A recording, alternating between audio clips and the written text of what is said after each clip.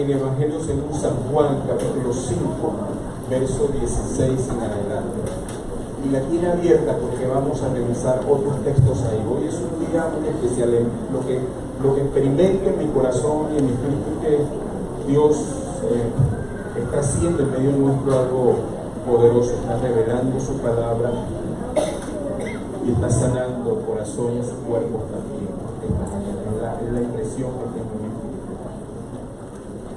Así es que abra su Biblia y vamos a disfrutar la palabra esta mañana.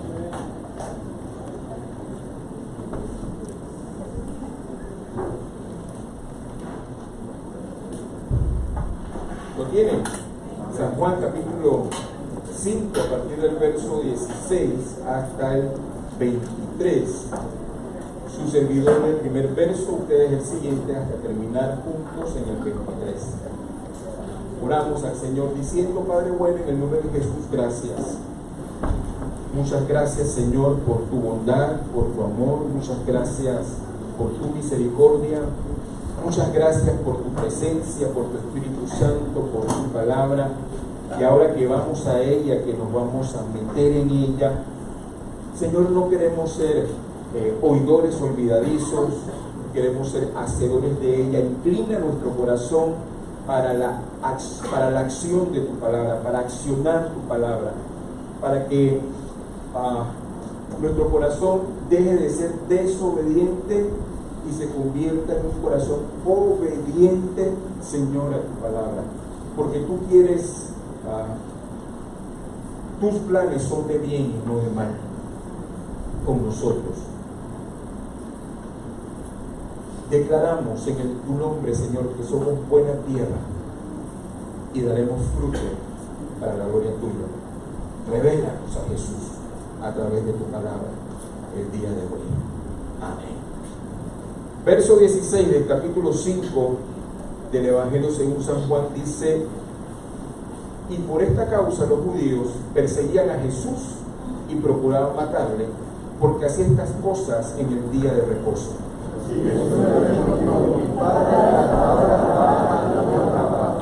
Por esto los judíos aún más procuraban matarle, porque no solo quebrantaba el día de reposo, sino que también decía que Dios era su propio Padre, haciéndose igual a Dios.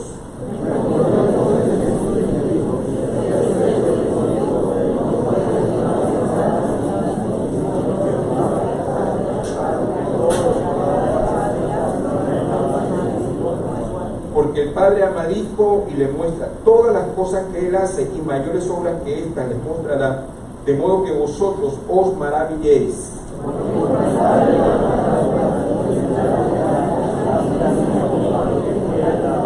Porque el Padre a nadie juzga, sino que todo el juicio lo dio al Hijo, para que todos honren al Hijo como honran al Padre. El que no honra al Hijo no honra al Padre que le envió.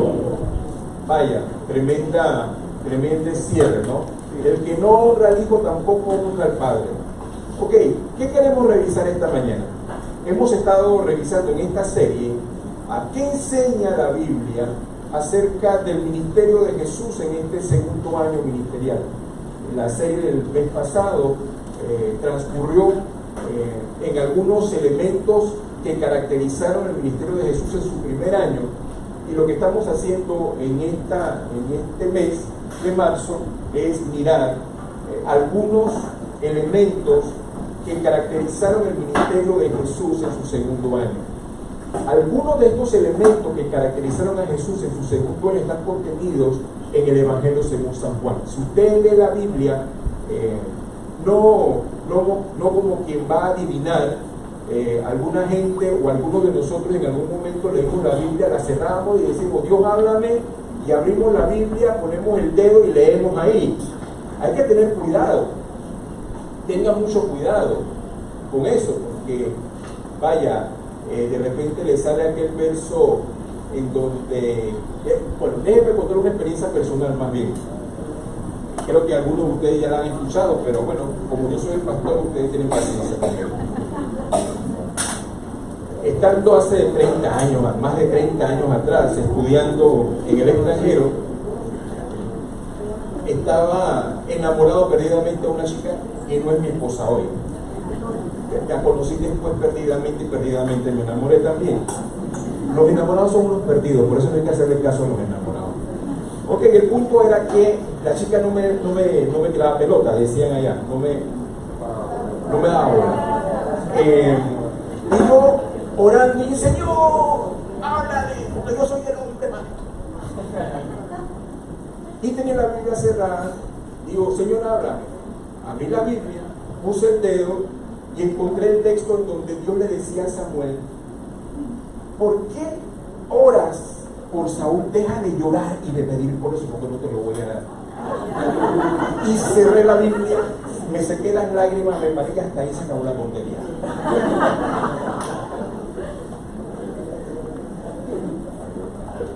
El domingo pasado revisábamos un texto que está muy cerca del corazón nuestro.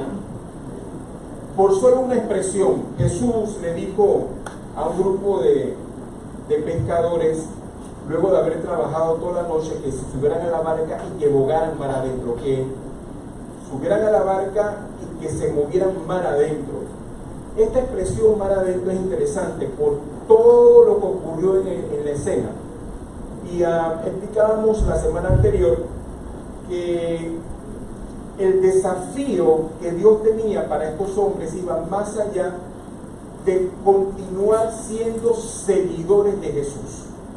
Hasta ese momento, Pedro y el grupo de amigos y colaboradores, porque tenían aparentemente una empresa ahí, eran seguidores de Jesús, reconocían a Jesús como un maestro que no era un maestro regular, no era un maestro del entonces, sino que era un maestro diferente, y respetaban a Jesús como maestro. Pero Jesús quería llevarlos más allá, quería que se convirtieran no en sus seguidores, sino en sus discípulos. Hay una diferencia, y en la palabra lo encontramos, abismal entre ser seguidor de Jesús y ser discípulo de Jesús. Y casi que cerrábamos el mensaje de la semana pasada preguntando, ¿usted qué es? ¿Usted es un seguidor de Jesús o usted es un discípulo de Jesús? Desde esa perspectiva, usted y yo necesitamos entender que discipulado no es una actividad de la iglesia local, ni de esta ni de ninguna iglesia, pequeña o grande. Es una instrucción divina. ¿Sabe qué se hace con las instrucciones? Aquellos que trabajamos en organizaciones grandes o pequeñas, en donde tienen reglamento de personal, en donde hay una organización estructurada, y el jefe dice, esto es una instrucción, la instrucción no se pone en tela de duda, la instrucción se cumple. Y Jesús instruyó a sus discípulos a que ellos fueran discípulos y que enseñaran a otros a hacer exactamente lo mismo. Así que el discipulado no es una idea de una iglesia local. Discipulado es una instrucción celestial, es una instrucción divina. De hecho, el discipulado que Jesús ejerce fue diferente al discipulado que los maestros de entonces ejercían, porque sí había discípulos, había maestros. Usted lo lee en la Biblia, por ejemplo, en el libro de los Hechos, usted escucha que se menciona a un maestro de nombre Gamaliel, muy famoso, que era un hombre muy brillante, evidentemente. Pero Jesús no solo enseñó letra, Jesús transmitió vida.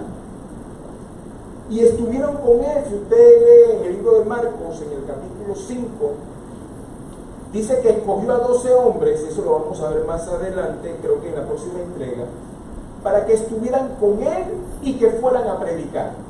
Esa expresión, que estuvieran con él, es importante, porque el estar con Jesús marca la diferencia de la vida cristiana.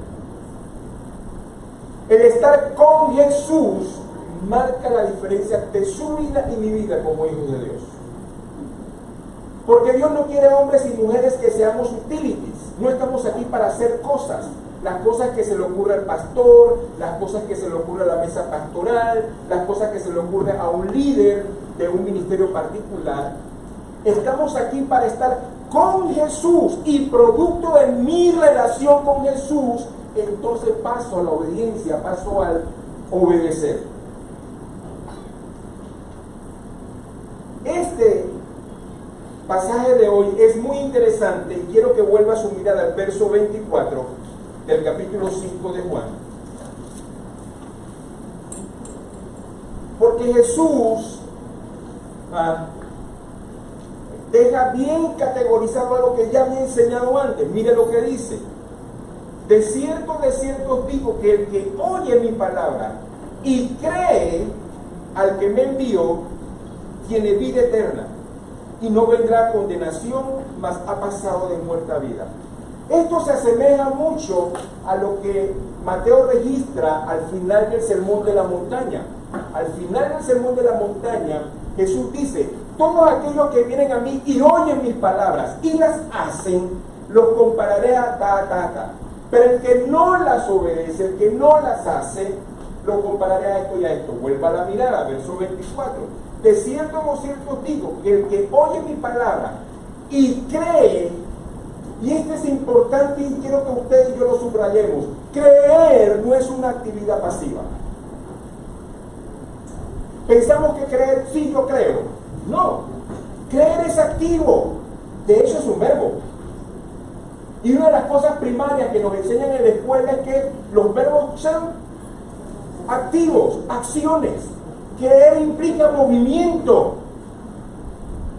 Creer implica que mueves del lugar donde estás y caminas en dirección en que Dios te está diciendo que debes caminar.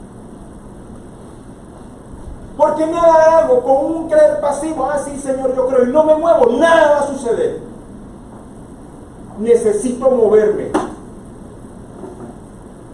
¿Qué ocurre en esta escena?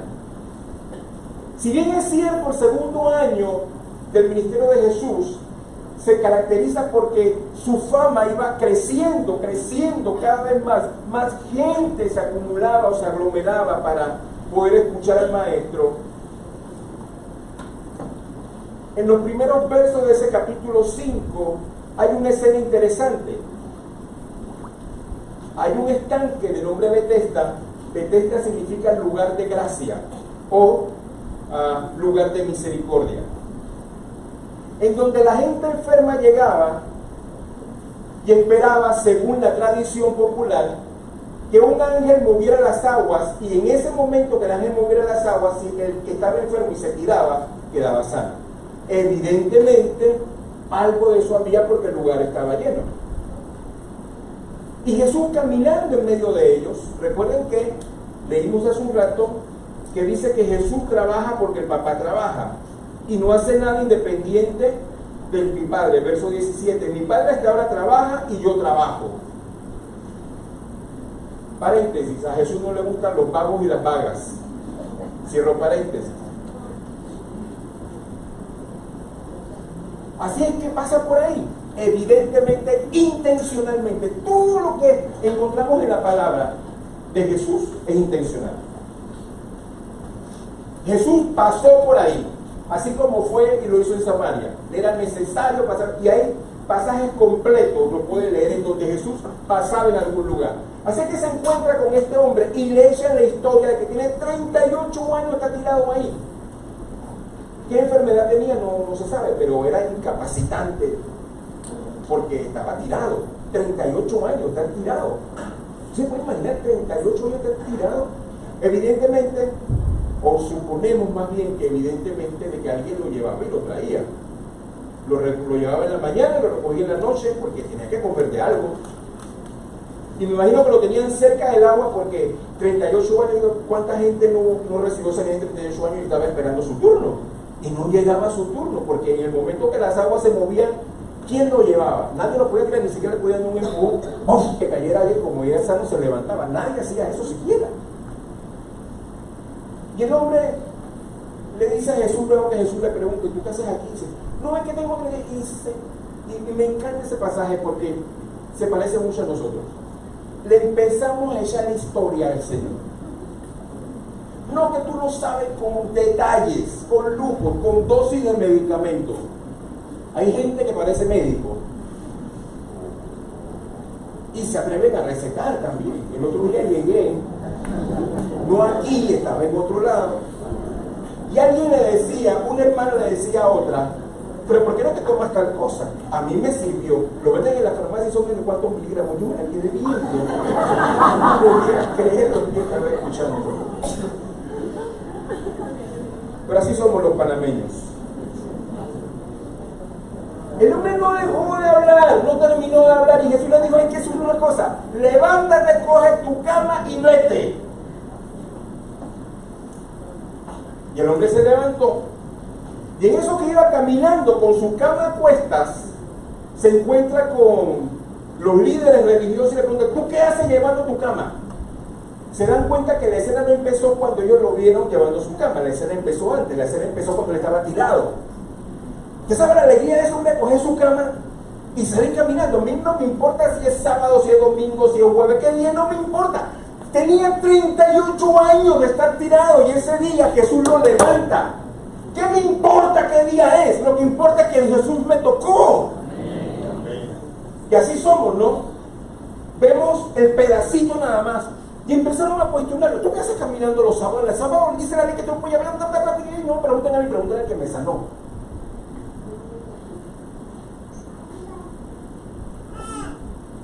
Gracias, Matías. Pregúntale al que me sanó. Vaya conmigo. Juan, capítulo 5, verso 14.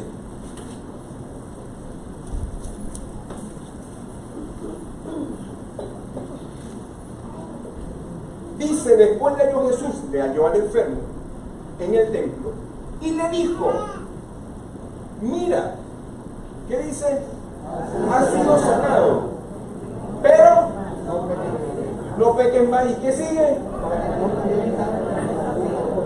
¡Wow! O sea que la razón por la cual este señor estaba enfermo era porque había pecado.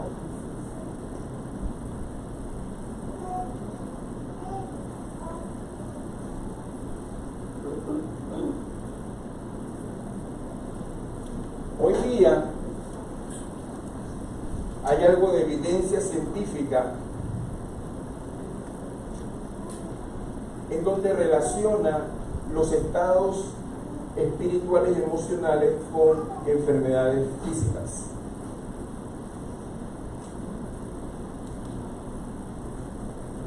Y hoy día los científicos, la gente dice: pero eso yo lo había dicho antes.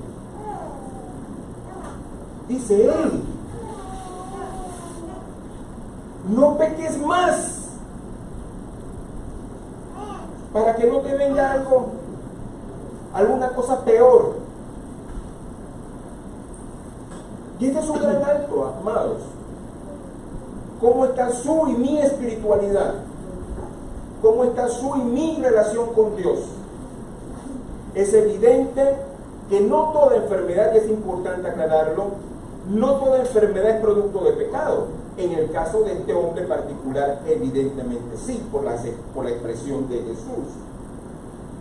Pero Pablo, interesantemente, cuando en la carta a los Corintios, la primera carta a los Corintios, desarrolla el tema de compartir en la cena del Señor, muévase un momentito a primera de Corintios, capítulo 11, conmigo, rapidito ahí, no quite el dedo de ahí de Juan, solamente muévase conmigo a primera de Corintios,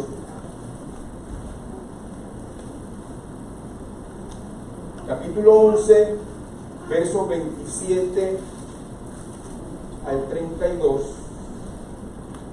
dice de la siguiente manera: de manera que cualquiera que comiera este pan, está hablando de la cena de Jesús, de los elementos de la cena, o bebiera esta copa del Señor indignamente, será culpado del cuerpo y de la sangre del Señor. Por tanto, pruébese cada uno a sí mismo y coma así del pan y beba de la copa, porque el que come y bebe indignamente, sin discernir, subraya esa palabra en su mente. Si usted tiene la costumbre de subrayar su Biblia, subrayela: discernir el cuerpo del Señor, juicio, escuche, juicio comen y beban así. Por lo cual hay muchos que y debilitados entre vosotros, y muchos duermen. El no discernir el cuerpo de Jesús. El no discernir la iglesia, de eso está hablando. El no hacer la diferencia. Discernir significa hacer una división, hacer una diferencia entre una cosa y otra y saber cuáles son las diferencias. No solamente hacer la diferencia, hago la diferencia porque sé qué es lo que lo hace diferente, valga la redundancia. Discernir es una palabra importante en el Nuevo Testamento, es una palabra importante para la iglesia de hoy. Obviamente Jesús, lleno del Espíritu de Dios, ese era uno de sus dones sobresalientes. Porque Jesús ve no solamente lo que la gente dice o hace, sino ve la intención. ¿Por qué lo hago? Y como lo hizo antes, lo hace hoy todavía. ¿Por qué hacemos lo que hacemos? Esa es la gran diferencia, eso discernir. ¿Qué me motiva a? ¿Qué me lleva a hacer o a decir o a actuar?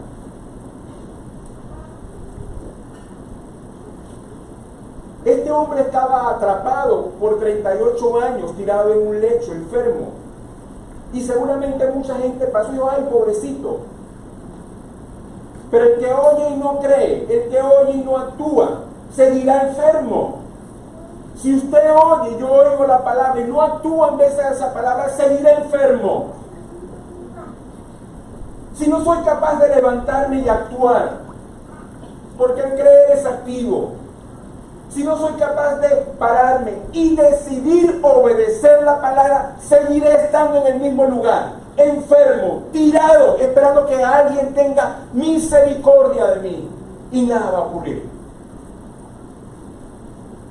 ¿Qué hubiese sucedido si Jesús sana a este hombre y este hombre no recoge su cama?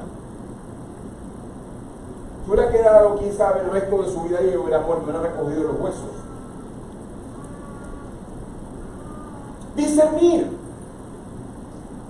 lo que Dios está diciendo, lo que Dios está haciendo. Y fue Jesús el que hizo la conexión.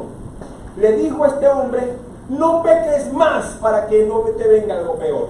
Hermano, escuche por favor, no pequemos más para que no venga algo peor.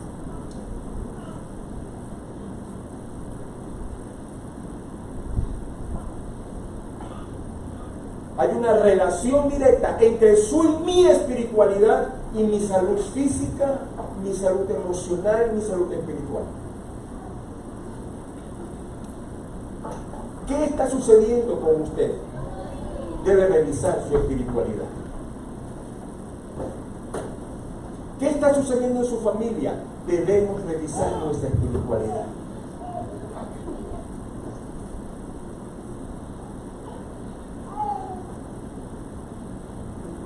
Y cuando hablamos de espiritualidad no estamos hablando de que usted va a levitar. Espero que no.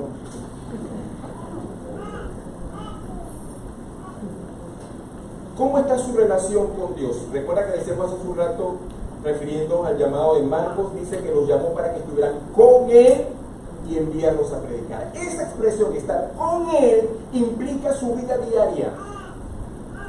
Su vida y mi vida diaria están conectadas con Él. Yo estoy con Jesús todos los días. Abro su palabra todos los días. Estoy conectado en oración todos los días. No solamente la oración matutina ni la nocturna, sino a cada momento. Yo voy en el carro, estoy en el trabajo. Estoy conectado con Jesús.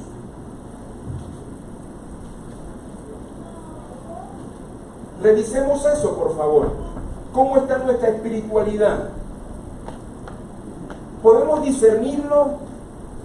Y en el caso particular de lo que Pablo le escribe a la iglesia de Corinto, le dice, el que come el pan y bebe la copa indignamente, sin discernir el cuerpo de Cristo, y esto es peligroso y una palabra apostólica evidentemente, come y bebe juicio para sí. Esto es grave, gravísimo. Porque tal vez he encontrado en los años de ministerio los dos grupos. Un grupo que dice porque estoy en pecado, no participo en los elementos de la cena. Usted no participa. ¿Qué está diciendo? Lo que está diciendo es que yo no soy parte del cuerpo de Cristo. Y Cristo no ha hecho nada por mí. Y por otro lado están los que, conociendo su condición y no piden perdón a Dios, participan de los elementos de la cena. Ninguno de los dos tiene la capacidad de discernir. Porque si yo estoy en pecado, primera de Juan 1, 9 y 10, ¿qué dice? Búsquelo, por favor. Y vamos a leerlo juntos. Ese es un versículo que usted no puede olvidar.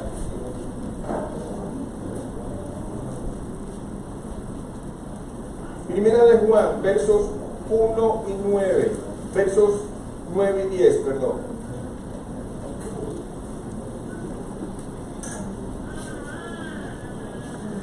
¿Lo tiene?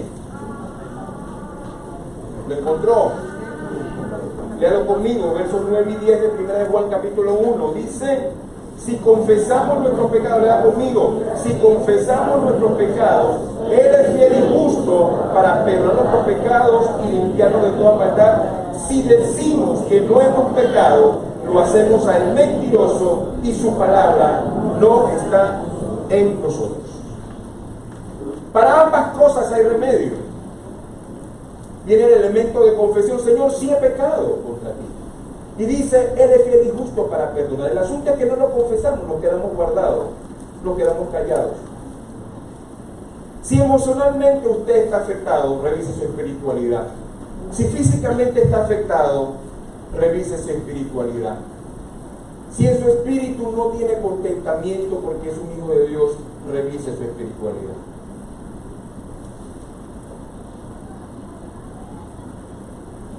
Así es que, volviendo a Juan capítulo 5, el asunto se complica, de acuerdo al versículo 9, respondiendo entonces Jesús le dijo, a ver, más arriba, aquí estoy, el verso 18, por esto los judíos aún más procuraban matarle, porque no solo quebrantaba el día de reposo, sino que también decía que Dios era su propio papá, haciéndose igual a Dios. Y a partir de ese momento, la confrontación con Jesús era terrible. De hecho, como práctica, Jesús visitaba las aldeas y demás, e iba a la sinagoga de ellos, y en la segunda que puede leer en los evangelios, sanaba a la gente. Aquel caso de la mujer con una cifosis, con una curvatura grande en la espalda, dice que la tocó y la libró y dice, oye, esta hija de Abraham, tantos años esclavizada, ese era un caso de enfermedad, pero no era por pecado, sino por la esclavitud espiritual. El punto era que no podían comprender ni aceptar por qué Jesús sanaba los días sábados, porque no entendían que Jesús no solamente era un maestro, era el Señor, lo que compartíamos el domingo pasado. Jesús es el Señor, hermanos. Jesús es el Señor de todo, de todos los días y de todas las cosas.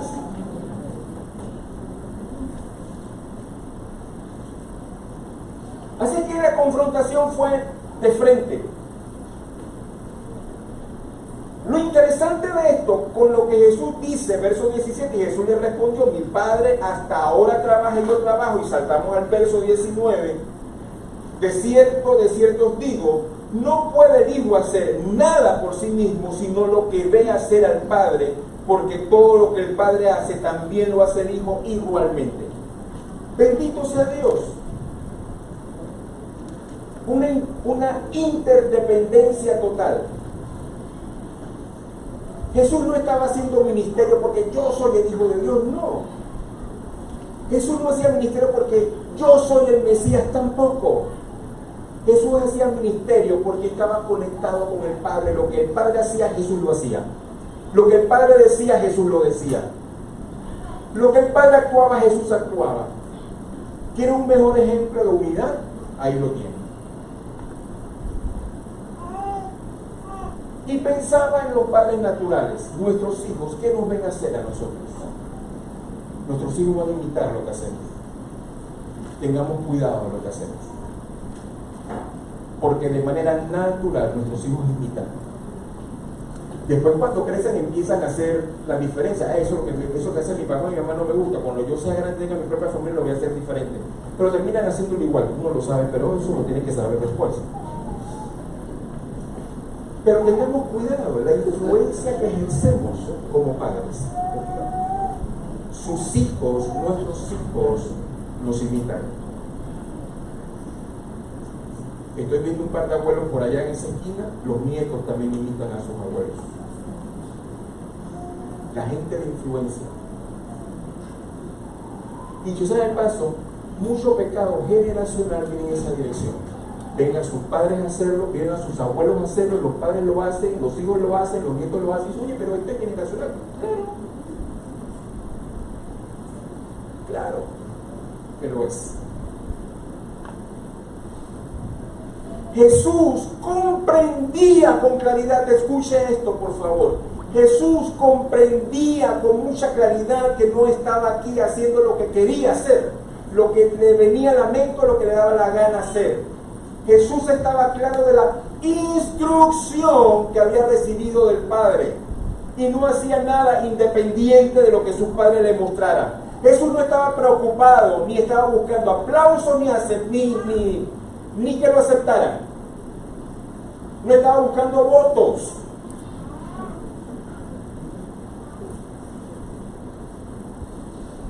Jesús no estaba buscando que la gente aplaudiera.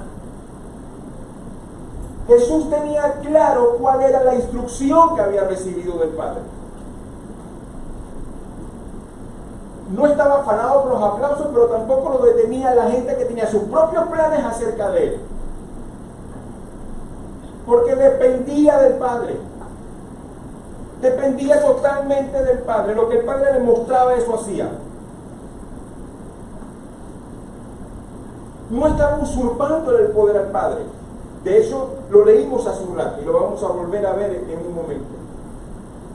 No hacían nada por su propia cuenta. Tanto así, verso 20 y 22 del capítulo 5 del Evangelio de Juan dice: porque el Padre ama al Hijo y le muestra todas las cosas que él hace, y mayores obras que éstas le mostrará, de modo que vosotros os maravilléis.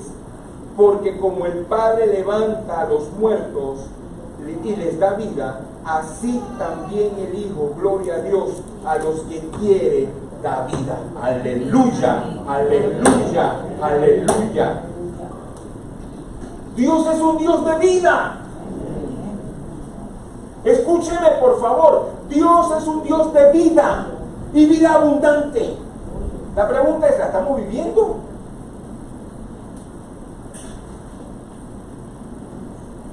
¿Estamos viviendo esa vida abundante que le ha prometido? Porque aquí dice el texto: el Padre da vida, le dio autoridad al Hijo para dar vida, y el Hijo a los que vienen a Él les da vida. Cuando venimos al Señor, usted está pensando en su necesidad, mi necesidad, Señor, necesito esto. No es más que eso. Dios quiere darnos vida. Dígale al hermano que tiene al lado, mirándolo a los ojos: Dios quiere darte vida.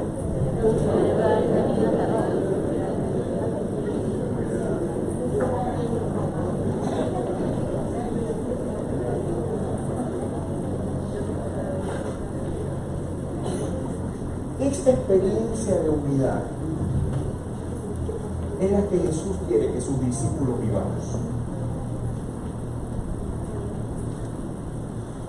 Vaya por favor a Juan capítulo 15. Vaya unas cuantas páginas más adelante.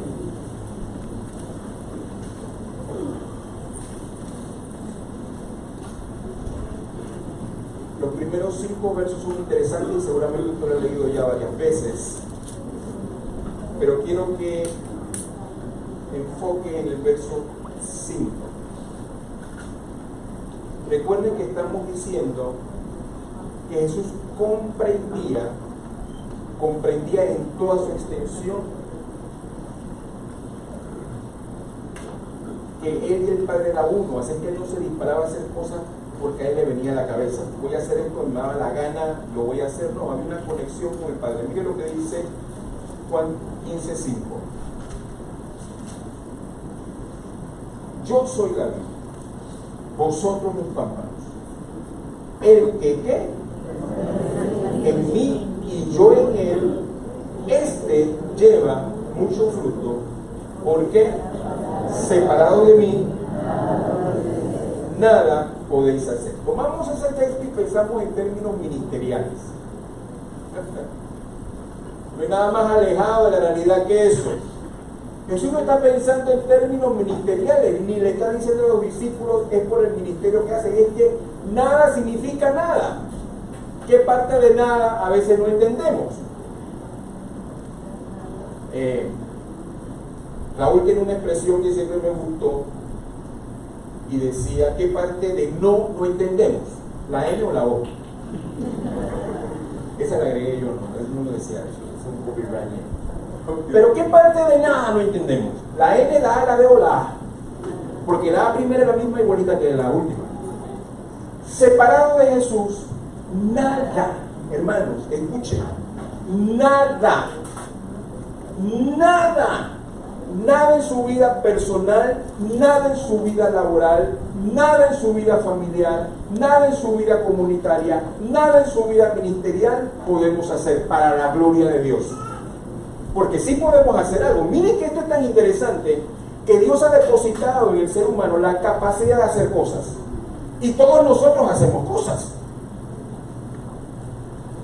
De acuerdo a nuestros dones y habilidades que cada uno tiene, que son diferentes unos de otros, tenemos la capacidad de hacer cosas. Así que separados de Dios, podemos hacer cosas. Pero Jesús no está hablando de eso. Jesús está hablando de hacer cosas que glorifiquen al Padre. Porque muchas de las cosas que hacemos no glorifican al Padre, aunque aparentemente se ven bien. Si su vida mía Jesús la compró, le pertenecemos a Jesús, ¿cierto? Estamos todos en la misma página. Así es que todo lo que hago, dice Pablo, ya sea que vivamos o que muramos, somos del Señor. Así que mientras estemos en vida, mi intención, mi interés, mi meta, mi propósito es glorificar a Dios. De hecho, Pablo dice, hemos sido creados para la alabanza de la gloria de su nombre. Efesios. ¿Estamos todos juntos en la misma línea? Si no está en la página equivocada, estamos en la página donde estamos ahorita aquí. Así es que se supone que todos aquellos que hemos sido rescatados y tenemos vida en Jesús, todo lo que somos y todo lo que hacemos debe glorificar al Padre, como el Hijo glorifica al Padre. El Hijo glorifica al Padre. Jesús enseña a sus discípulos, separados de Dios yo no hago nada, yo no estoy inventando nada, todo lo que hago es producto de mi relación con Dios. Y Jesús le enseña a sus discípulos, separados de mí, nada puedes hacer para glorificar al Padre. Ahora, los discípulos nuevos del siglo XX y XXI, queremos hacerlo de Dios, separados de Dios, no se puede. Se ríen, ¿verdad? Es lógico. Pablo va más allá y dice, sed imitadores de mí como yo de Jesús, o yo de Cristo. Esta es una realidad, hermanos. Esta es la realidad del discipulado. Yo no estoy aquí para hacer lo que a mí se me da la gana, no para hacer lo que yo pienso. Estoy aquí para glorificar a Dios, porque fue Él el que compró mi vida, fue Él el que pagó el precio. Él es el Señor. Si usted es hijo de Dios y está haciendo lo que le da la gana, va a terminar mal.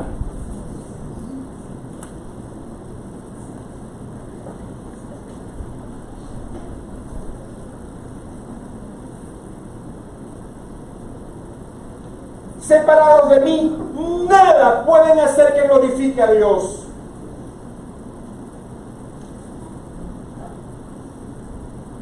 Esto es unidad de propósito, esta es unidad de mente, esta es una unidad espiritual. Jesús estaba conectado con el Padre. Será mejor que nosotros estemos conectados con Jesús.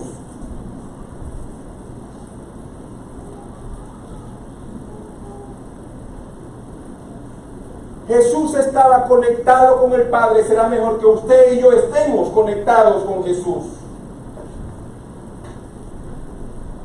En ese texto hay una palabra interesante. Dice permanecer. ¿Sabe qué significa permanecer? Permanecer significa quedarse en su sitio, ser constante, estar dispuesto a ser transformado.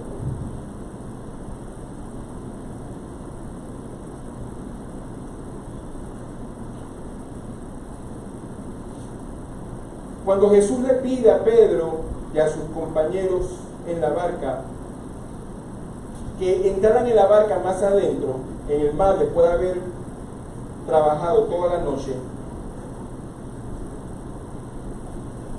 Jesús no estaba pensando en la cantidad de peces que iban a pescar. Esa era la ñapa. Jesús estaba pensando en la transformación que iba a hacer en la vida de estos hombres. Y la invitación de Dios para usted y para mí, para todos aquellos que le seguimos, es convertirnos en hombres y mujeres transformados por su Espíritu Santo y su palabra. La invitación del cielo es a ser transformados. La invitación del cielo es que usted y yo dejemos que Dios, como perito alfarero, nos transforme, nos cambie, nos quite, nos agregue, nos corte, nos pode. Duele, pero Dios lo está haciendo. Duele, pero Dios lo está haciendo. Duele, pero en las manos de Dios, hermanos. No hay lugar más seguro que estar en las manos de Dios. No hay lugar más seguro que estar en las manos de Dios. Duele, pero estoy en las manos de Dios y no me va a soltar.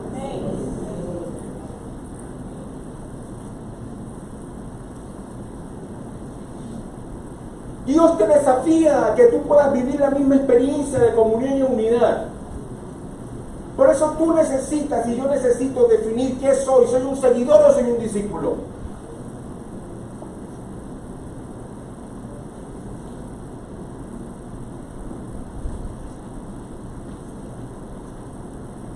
Vuelva a Juan capítulo 15, por favor, verso 7.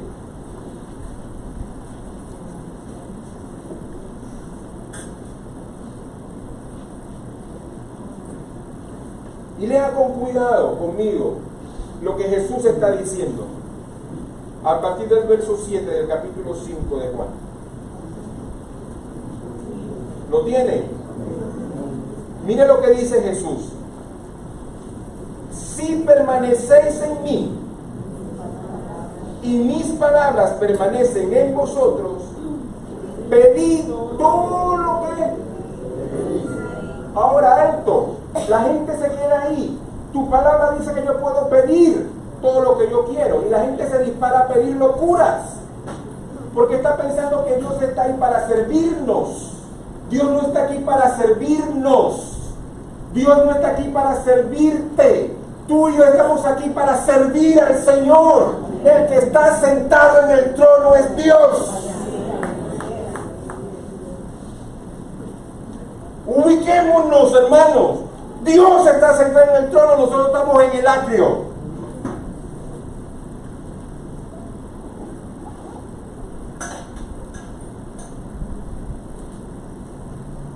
Para pedir hay que permanecer. Para pedir y recibir hay que permanecer. Para pedir y recibir hay que permanecer. En palabras de Santiago, no ser inconstantes. Y lo compara con las olas del mar, que van y vienen. Van y vienen. Y jugamos con las olas porque van y vienen. Y la vida de algunos de nosotros parece eso. Vamos y venimos. Vamos y venimos. Hoy estoy lleno de la gloria de Dios. Y si me toca, le pasa la corriente a algunos. Pero hoy llegué arrastrando las manos. No creo que ni me hable. Pongo cara de no para que nadie me toque, ni que nadie se me acerque. Inconstante. Imagínense si Dios se levantara de mal humor hoy. Piénselo nomás, si Dios se levantara hoy de mal humor. Bendito sea Dios, que Dios no se cambia, no se mueve, siempre es misericordioso, bueno, alto, sublime. Dios no cambia de humor, hermano. Dios no se para un día con la manta arrastrando como lo hacemos usted y yo a veces. Imagínense si Dios se levantara del mal humor un día. No hay piedra donde esconderse. Porque a los primeros que va a buscar son a los pastores. Y después a los feligreses. Es más, los zapé, le digo dónde vive.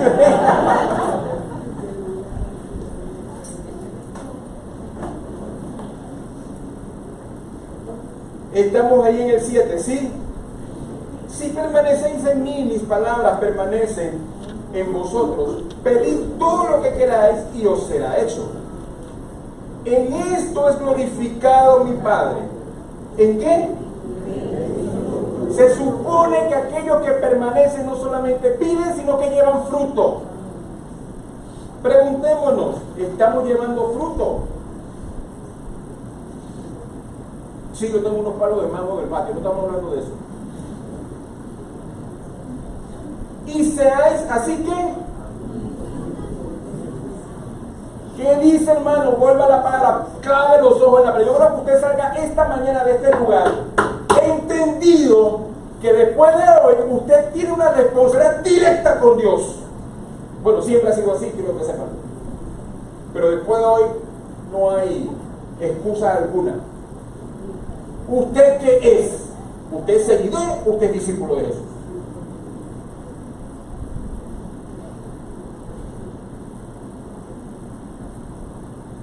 Para que seáis así mis discípulos. Verso 9. Como el Padre me ha amado, así también yo os he amado. ¿Qué dice? Permaneced en mi amor. Permanecer en el amor de Dios. ¿Sabe qué significa eso? Primera de Corintios capítulo 13. El que ama, todo lo soporta, todo lo cree, todo lo espera. Y sigue la lista. Sí, yo amo a Dios, pero a fulano, discúlpame, perdóname, te vas para el infierno. Si Cristo viene hoy. Porque es un pecado inconfeso. Vamos a encontrarnos sorpresas en el cielo. Lo que vamos a estar, vamos a preguntar por fulano y vengano y no va a estar. Y los que no piensan ir al infierno, cuando lleguen ahí, dicen, tú estás aquí. Y el otro va a responder, tú también.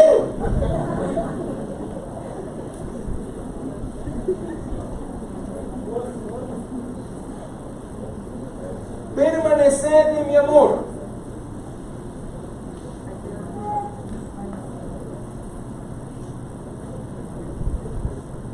Verso 10. Si guardáis mis mandamientos, permaneceréis en mi amor, así como yo guardo los mandamientos de mi Padre y permanezco en su amor. Estas cosas os he hablado para que mi gozo esté en vosotros y vuestro gozo sea cumplido. Gozo, amor, peticiones respondidas, fruto abundante. Es lo que se espera de los discípulos de Jesús. Todos los pseudodiscípulos no tienen nada de esto. Siempre andan malayando, siempre andan criticando, siempre andan hablando mal. Hoy se paran de buen humor, mañana es otra cosa. Hoy tienen una alabanza en la boca del Señor y mañana tienen otra cosa en la boca y en su corazón. Algo está pasando con su y mi espiritualidad. Porque los que permanecen son los que tienen gozo y llevan fruto abundante. Los que oran al Señor y el Señor responde. Porque no están pidiendo tonterías, están pidiendo en la voluntad de Dios. Porque aprenden a discernir lo de Dios. Evidentemente eso es un proceso, esto no ocurre en un año, 2 años ni 3. Pero este es un caminar continuo. Señor, aquí estoy en tu presencia. Y así como los primeros discípulos, Así como los primeros seguidores se convirtieron en discípulos, nosotros igual. Nuestra obediencia es nuestra primera evidencia de que amamos a Jesús y somos sus discípulos. No es lo que usted y yo sentimos, es lo que el Señor dice. No es lo que yo pienso, es lo que el Señor ha ordenado. ¿Qué le ha dicho Dios hoy? Tiene su rostro, por favor.